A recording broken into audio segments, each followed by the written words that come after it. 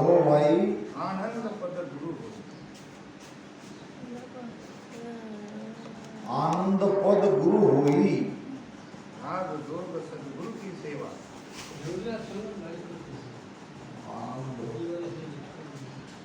आनंद पद गुरु होई।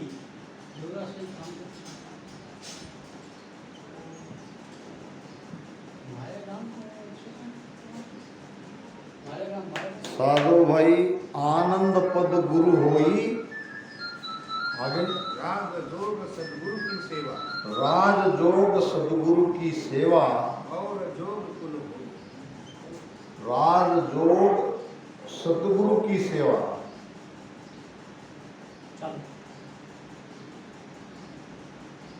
सतगुरु की सेवा।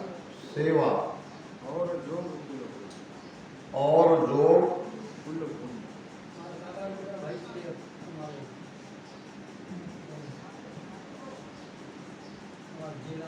आनंद पद को गुरु पद भी कहते हैं। इसीलिए महाराज ने विठल राव के समाज में कहा है, मैं सतगुरु हूँ आद का, आत्म का गुरु पाय, मेरी महिमा अगम है, क्या जाने जग माय, क्या जाने जग माय, काग बुध ज्ञानी सारा, ये आत्म बिन ज्ञान रात दिन करे विचारा, सुख राम हंस परम हंस है, सो बुध चेटे नाय, मैं सतगुरु हूँ आद का, आत्म का गुरु पाय। मैं सतगुरु हूँ आद का। अब आदि अनादि का सतगुरु कौन है? क्या गुरु महाराज है? आदि अनादि का सतगुरु एक ही है, वो है परमात्मा।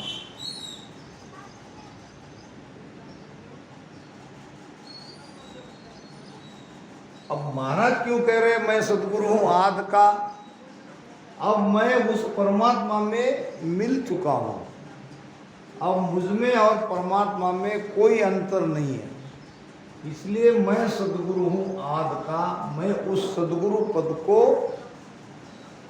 या उस सद्गुरु पद में मिल गया हूँ।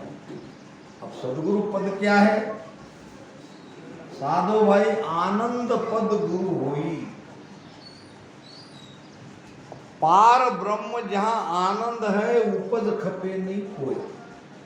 वो परमात्मा के पास, परमात्मा तक तो एकाध बार आया जा सकता है। पूर्ण परमात्मा भी हम बन गए, वहाँ से भी एकाध बार आना पड़ेगा, वो भी संत होके। अब पार ब्रह्म के परे या पार ब्रह्म जहाँ आनंद है उपज खपे नहीं कोई।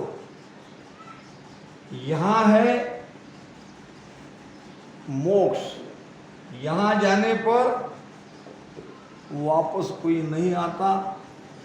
अब यही हमारा गुरु पद है। यानी जिस पद की चाहना हमने मन में लेके भक्ति करी है वो है आनंद पद, और आनंद पद ही हमारा गुरु पद है।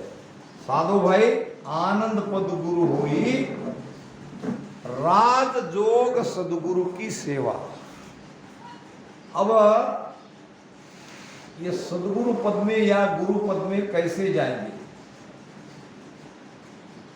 तो महाराज कहते हैं कि राज जोग से, राज जोग सदगुरु की सेवा। सेवा यानी सदगुरु तक पहुंचने का रास्ता, मार्ग, भेद।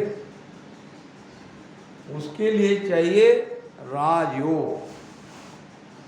अब राजयोग क्या है? अब राजयोग और योग, राजयोग सदगुरु की सेवा और योग कुल। अब ये कुल क्या है और राजयोग क्या है और योग क्या है?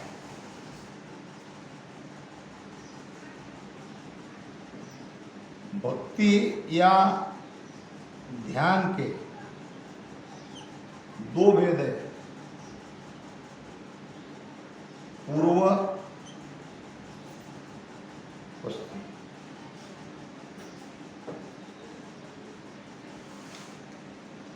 ये पूर्व के वेद में श्वासा को सीधे ब्रह्मांड में चढ़ाया जाता है शंखनाल से।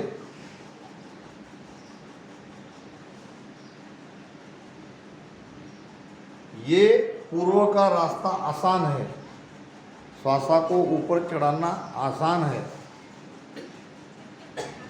अब हमारा भेद है पश्चिम का, मगर इसमें कोई इस प्रकार से भजन कर रहा है, चाहे वो श्वास उश्वास में क्यों न हो, चाहे वो राम राम क्यों न कर रहा हो,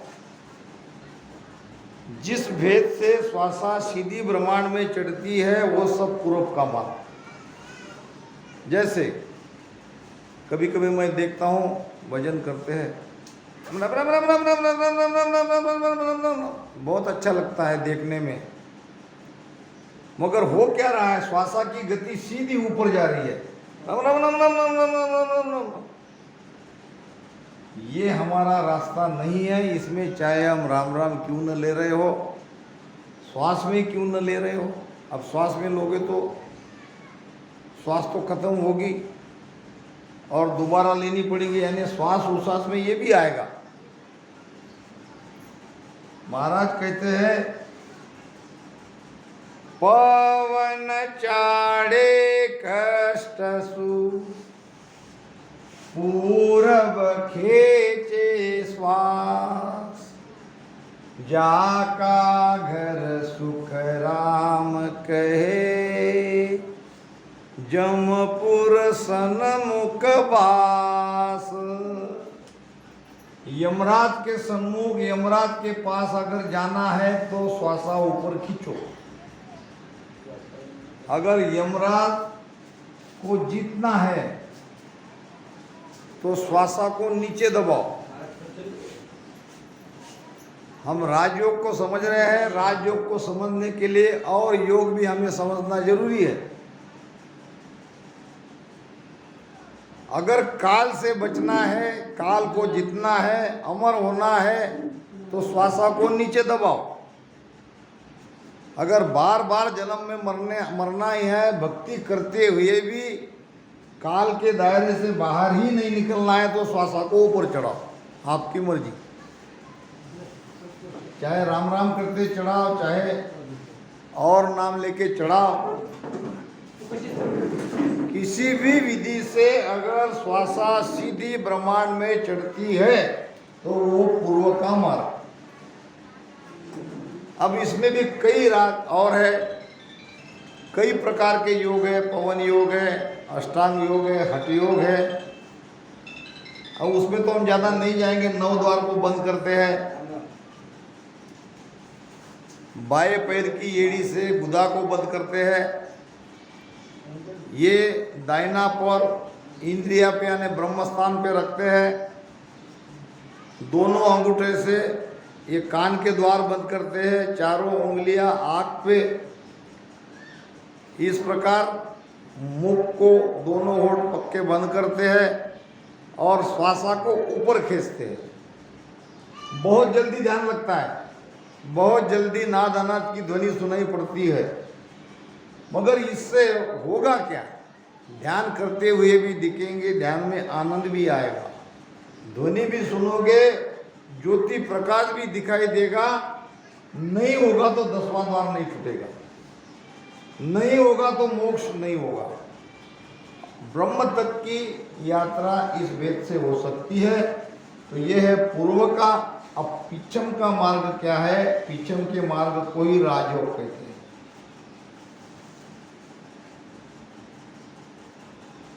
बांधा विषय अपना क्या है? साधु भाई साधु भाई आनंद पद गुरु हुई, राज जोग सतगुरु की सेवा और जोग कुल हुई। तो ये बाकी जे और योग है, पवन योग, अष्टांग योग, हठ योग में भी बहुत सारे योग है। हठ क्रिया के द्वारा सासा को ऊपर में ब्रह्मांड में चढ़ाना, ये हठ योग है। ये कुल की भक्ति है। किसका कुल? जीव का कुल। जीव के माता पिता कौन है? ये माया और ब्रह्म जीव के माता पिता है। माया जीव की माता है और ब्रह्म पिता है। ये उसका कुल है। और इसको गहराई से समझाया जाए तो महाराज कहते हैं एक भजन में,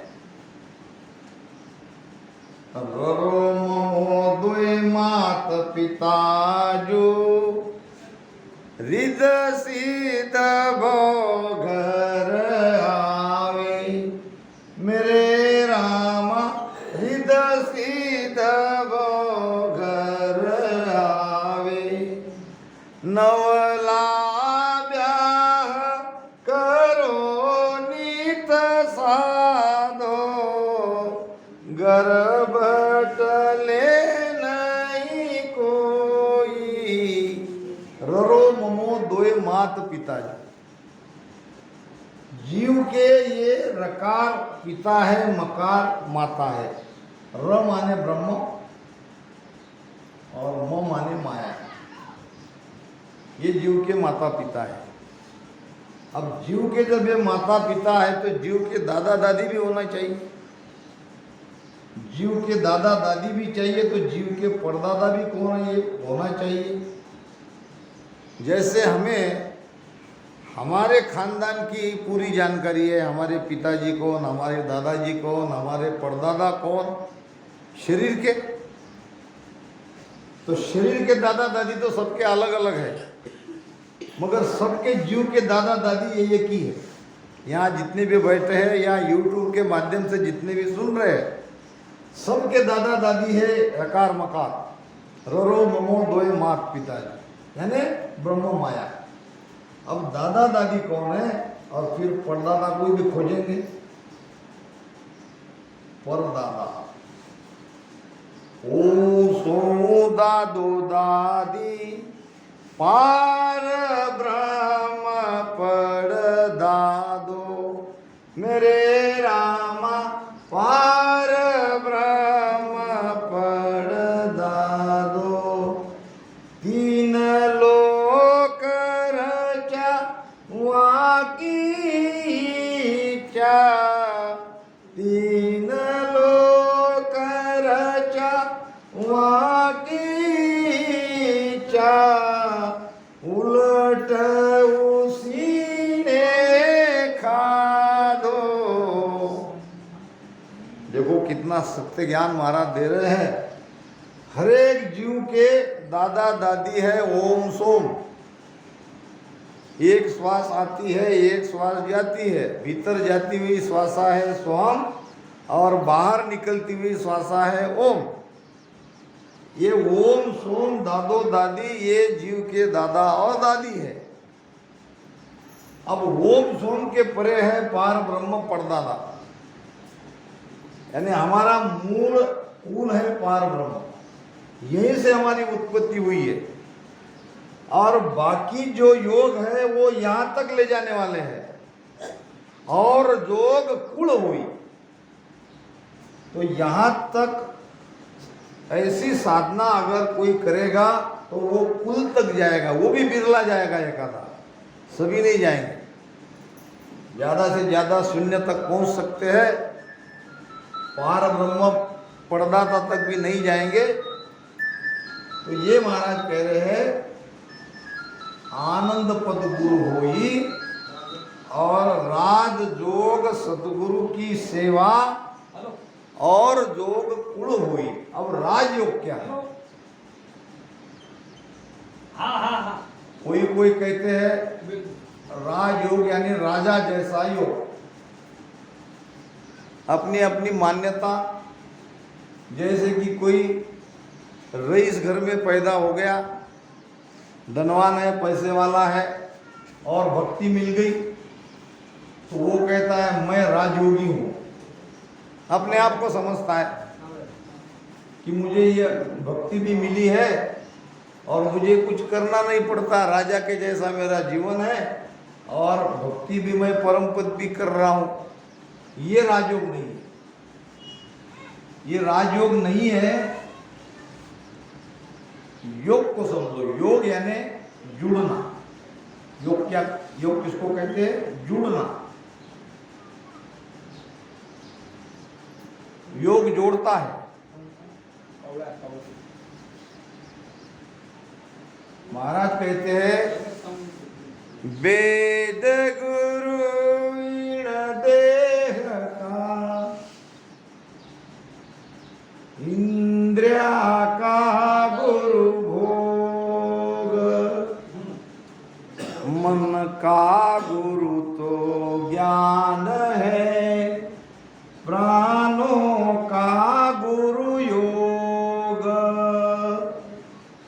कौन किसका गुरु है ये देख लो। महाराज ने निर्णय किया है, वेद गुरु है देह का, वैद्य डॉक्टर, डॉक्टर है देह का गुरु। डॉक्टर देह की जांच करता है, डॉक्टर देह की बीमारियां को खोज निकालता है, क्योंकि वो उसका गुरु है, उसके पास उसका ज्ञान है, उसके पास उसका अनुभव है। इंद्रिया का गुरु है भोग। इंद्रिया क्या मांगती है? भोग। आँख कहती है मुझे देखना है, देखने दो। अगर किसी को दिखाई नहीं दे तो तुरंत डॉक्टर के पास चला जाएगा, क्योंकि इंद्रिया अपना भोग लिए बिना नहीं रहती। कान कहते हैं मुझे सुनना है, रसना कहती है मुझे स्वाद चाहिए। तो इंद्रिया का गुरु है भोग। अब मन का गुरु है ज्ञान। मन का गुरु कौन है? ज्ञान। मन ज्ञान अगर उसके समझ में आएगा तो मन मानेगा, नहीं तो नहीं मानेगा। मन का गुरु ही ज्ञान है। फिर है प्राण, प्राणों का गुरु योग। प्राण को 9 द्वार से बाहर निकालना है, तो बिना योग किए प्राण शरीर के बाहर 10वें द्वार से नहीं निकलेगा।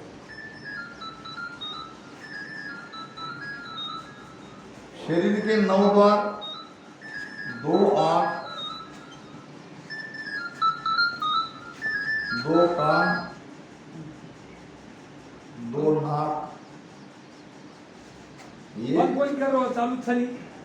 एक मुख और नीचे के 2 तट्टी पेशाब के। चालू सर। ये 9 द्वार से प्राण निकलता है।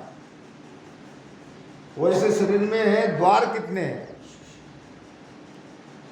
शरीर में द्वार है 14। निकास का 14 दरवाजा, प्राण 10 दिस जाई। निकास का 14 दरवाजा। निकास यानी बाहर, शरीर के बाहर।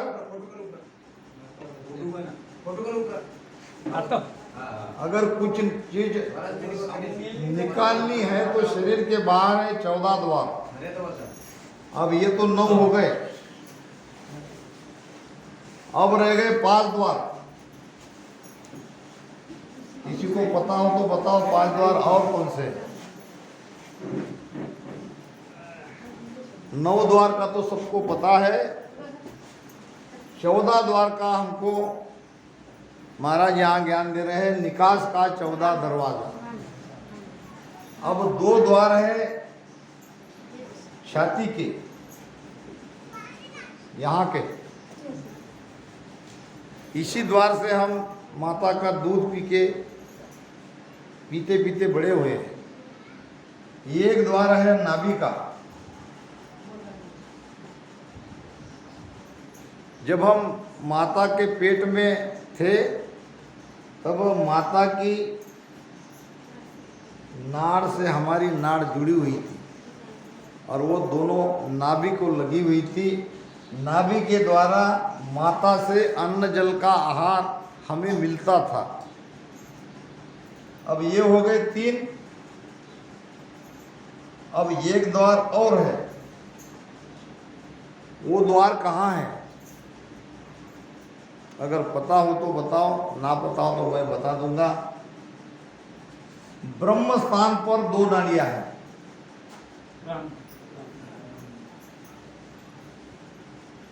जातड़ कवड़ और है दूजा, खटदड़ पाकल काणी,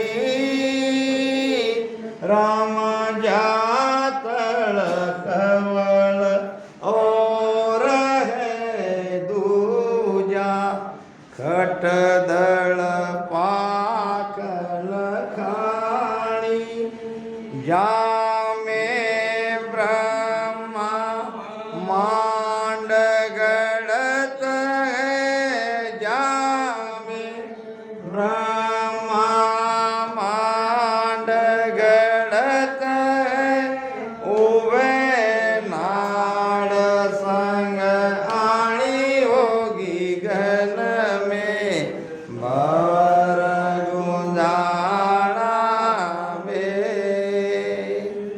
सृष्टिकर्ता ब्रह्मा बैठा है ब्रह्म स्थान में।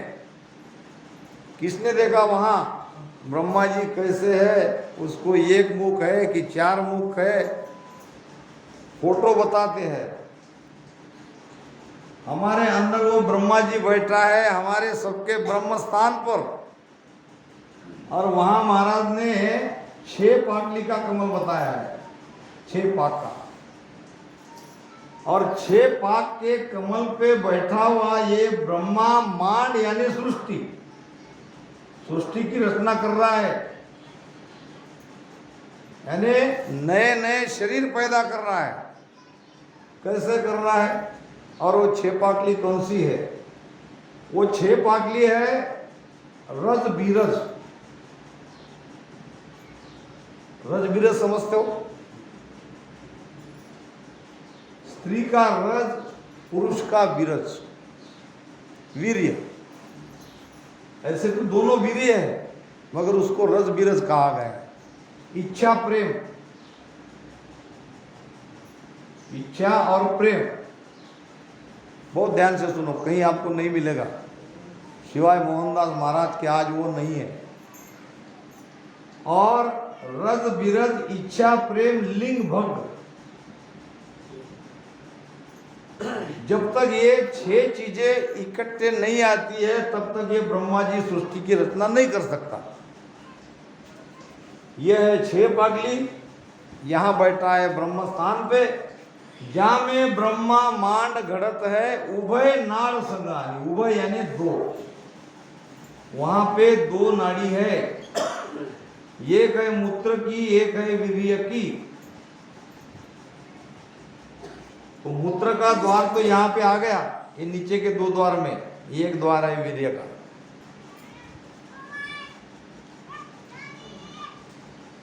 9 और ये 4, 13 और 14वां है 10वां द्वार जो बंद है, जो खोलने के लिए हम सारी कोशिश कर रहे हैं। ये चौमासा का आयोजन, इतना बहुमूल्य समय छोड़ के आप यहाँ आके बैठे हो, ये केवल और केवल ये 10वां द्वार से हमारा प्राण निकले। तो प्राणों का गुरु है योग। बिना योग किए प्राण 10वें द्वार से बाहर नहीं निकलेगा। हम करते क्या है भजन में, ये भी देख लो।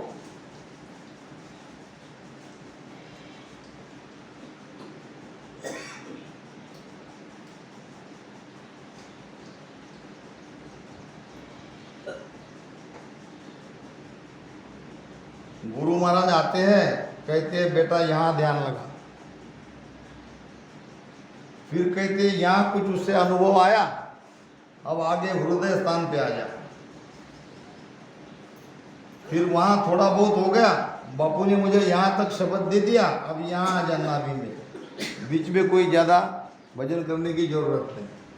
अब यहाँ आ गया शिष्य, सुरती से ध्यान लगाते लगाते, फिर कहता है थोड़ी थोड़ी देर यहाँ लगाओ, ये दोनों स्थान पे, और फिर कहता है यहाँ मेरू पे लगाओ, और मेरू से कहता है त्रिकुटी लगाओ, त्रिकुटी कहता है दशवेदार से लगाओ। यहाँ बैठे अपने शिष्य सुरती शब्द ऐसे लगा के बैठे, वहाँ आनंद ले रहे हैं, और इसी को वो राजयोग मान रहे हैं। ये राजयोग नहीं है, ये बिल्कुल नक्कल है। और भी बहुत सारे ज्ञानी ये मेरे वीडियो को सुन रहे हैं, मैं उनको खुला चैलेंज करता हूँ, वो चर्चा करें इस बात से। मेरा फ़ोन नंबर वीडियो पर रहता है कि क्या मैं ये झूठ कह रहा हूँ क्या। दूसरी बात, पहले शब्द कंठ पे देते हैं, वहाँ हमको ध्यान लगाने को कहते हैं, ध्यान नाम सुरती, ध्यान यानी सुरती। फिर हमारा कंठस्थान खुल गया, शब्द जग गया, यानी ऐसी मान्यता हमारी रहती है, शब्द यहाँ कुछ हुआ, शब्द जग गया। शब्द कैसे जगता है रात में दिखाऊंगा आपको, किसको कहते हैं शब्द, शब्द कितना ताकतवर है। अब यहाँ पे शब्द जग गया, फिर गुरु महाराज कहते हैं कि बेटा ध्यान नीचे ला। नीचे क्या आया, पहले सुरती आई, फिर सुरती आने के बाद यहाँ कुछ अनुभव हुआ, यानी शब्द यहाँ आया। पहले आई सुरती, बाद में आया शब्द। अब शब्द के साथ सुरती जानी चाहिए कि सुरती के साथ शब्द जाना चाहिए। अब सुरती के साथ अगर शब्द जाता है तो वो शब्द क्या काम का, वो शब्द कैसे आपको लेगा क्या, क्योंकि सूरत है मन की बहन, सूरत 10वें द्वार में जाके मिट जाएगी। फिर सुरती के द्वारा जो शब्द आप अंदर में सुन रहे हो वो 10वें द्वार में मिट जाएगा, वो 10वां द्वार नहीं खोलेगा। होना ये चाहिए शब्द के पीछे सुरती। सुरती क्या, उसके पीछे मन, सब कुछ वो शब्द के पीछे ही रहते हैं, शब्द आगे आगे उसके पीछे पीछे ही है। तो ये दो बातों पर विशेष ख्याल देना चाहिए। होना ये चाहिए, ये राजयोग की भक्ति है, केवल उसको सांस उसास में राम नाम का रटन करने का भेद बता देना चाहिए। इसी राम राम के भेद से जैसे जैसे हम श्वासा नीचे पेट तक लाएंगे, फिर वो शब्द जगेगा, वो एक एक चक्कर को खोलते खोलते खोलते ऐसे पलट जाएगा। वो कंठ भी खोलेगा, वो हृदय भी खोलेगा, नाभि भी खोलेगा। तो ये हमारी राजयोग की भक्ति है। राजयोग इसे कहते हैं, इसमें हमारा प्राण पीछम के रास्ते से रीढ़ की हड्डी के अंदर से उलट के यहाँ मेरू त्रिकुटी होता हुआ 10वें द्वार तक आता है, अब 10वें द्वार फोड़ के बाहर निकलता है। अब एक सिद्धांत की बात बताऊं,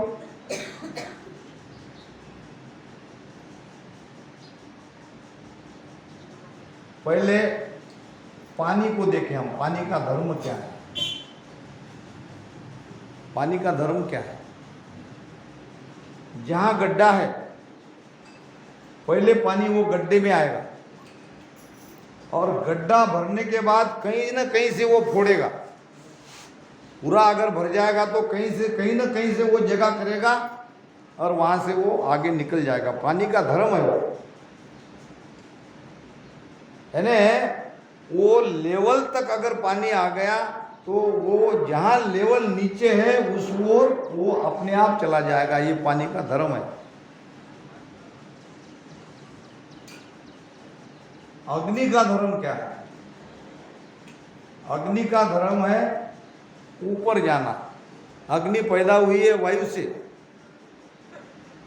वायु अग्नि का पिता है। तत्व से पैदा हुई है, आकाश से पैदा हुआ है वायु, वायु से पैदा हुई अग्नि, अग्नि से जल और जल से पृथ्वी। अग्नि का धर्म है ऊपर जाना, तुम आग लगा के देखो उसकी ज्वालाएं ऊपर ही जाएगी। अब उसी प्रकार वायु का धर्म क्या है, और ये धर्म को समझना बहुत जरूरी है। वायु का धर्म है स्फोट। क्या है उसका धर्म? बड़े बड़े पत्थर को अगर फोड़ना है तो वहां स्फोट करना पड़ता है, प्रचंड ऊर्जा का वहां पे ऐसा विस्फोट करना पड़ता है जिससे वो पत्थर भी फूट जाए। तो हम कर क्या रहे हैं, प्राण को रीढ़ की हड्डी के अंदर से धीरे धीरे धीरे धीरे धीरे ऊपर चढ़ा रहे हैं, और यहाँ पे हमारी पूरी प्राण ऊर्जा जमा हो रही है। अब जहाँ ऊर्जा जमा होगी तो एक नहीं तो इसका स्फोट होना ही है। जब सारा अनुभव ये हंस ले चुका है या ये संत ले चुका है,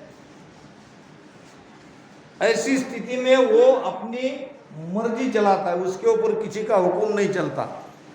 वो स्वयं परमात्मा बन जाता है, काल को उसने जीत लिया होता है, सारी स्थिति उसकी पूरी आनंद से भर जाती है। अब अगर उनकी इच्छा हुई कि 10वें द्वार फोड़ के मैं निकल जाऊं तो वो निकल जाता है। उनकी अगर इच्छा हुई कि मैं वापस संसार में जाऊं, जीवों का उद्धार करूं, तो वापस संसार में आ सकता है। तो यहाँ 10वां द्वार फूटने के लिए प्रचंड ऊर्जा की आवश्यकता है, जो ऊर्जा हमारी नीचे है। इसी नीचे वाली ऊर्जा को हमको यहाँ पे बढ़ाते रहना है, इसी का नाम है ध्यान करना। अब यहाँ की ऊर्जा यहाँ चली जाएगी तो ये खाली हो जाएगा, ये क्या हो जाएगा?